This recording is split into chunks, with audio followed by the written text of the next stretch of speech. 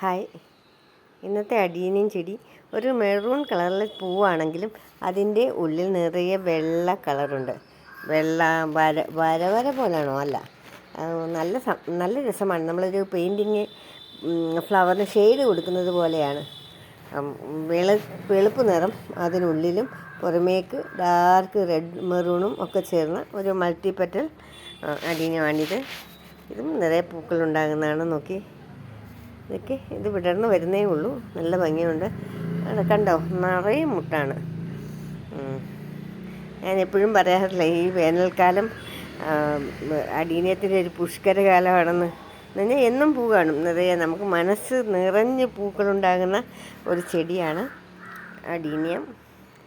ഇത് നല്ല ഭംഗി. ഇത് എൻ്റെ കയ്യിലിരിക്കുന്നത് കൂടുതലും മെറൂണിൻ്റെയും പിങ്കിൻ്റെയും ഒക്കെ ഷെയ്ഡ്സാണ്. പക്ഷേ സൂക്ഷിച്ച് നോക്കിയാൽ ഇത് തമ്മിലുള്ള വ്യത്യാസം അറിയാം.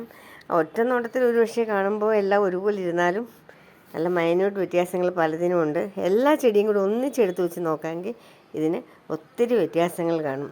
ഒറ്റ നോട്ടത്തിൽ കാണുമ്പോൾ നമുക്കത് തോന്നിയില്ലെങ്കിലും